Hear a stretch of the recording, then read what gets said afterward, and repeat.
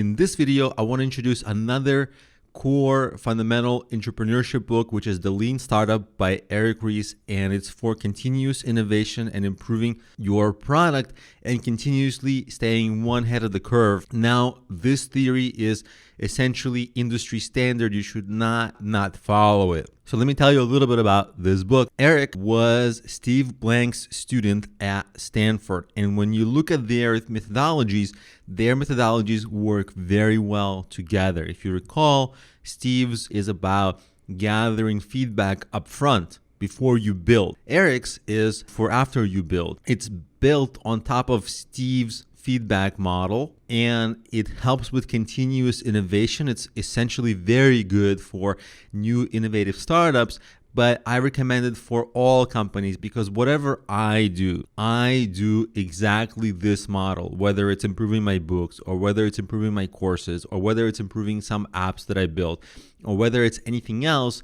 I always follow this model. Let me explain to you what this model is. It's predicated on this minimum viable product. What does that mean? It means that when you release the product, you don't overthink it and you don't release some gigantic version of the product unless you're extremely sure it's going to be great. But in almost no case, that's the case. So you don't overthink and you don't overdo, and you release the smallest viable version of the product to a small group. And sometimes people call that the alpha testing group, the beta testing. Doesn't matter, it's unofficial, but you collect feedback. And then you gather that feedback and you make your next relatively small iteration. And because it's small, it's going to be small and rapid changes.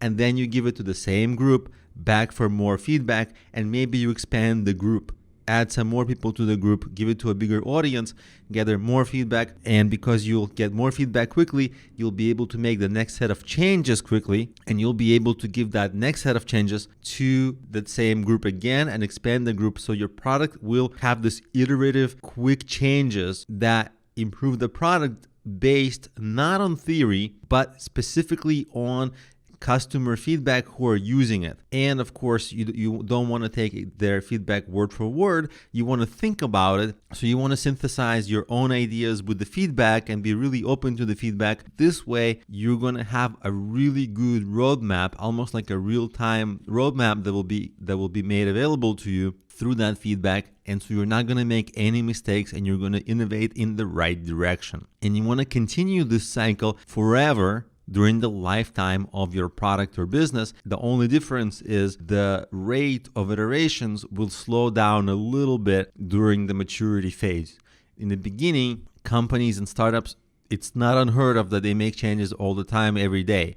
When I released my app on Android, I literally made 3 updates a day because I needed to go really fast. But then I slowed down to once a day, then I slow down to once a week, then I slow down even more and even more once it reaches a certain level of maturity. So that's the standard way, and I recommend using Steve Blank's model to get feedback before you even launch and before you write a single line of code. And after you've created and released your product, then you use Eric Ries' iterative model to iterate over your product rapidly and improve it rapidly, which is going to continue to always keep you one step ahead of your competitors.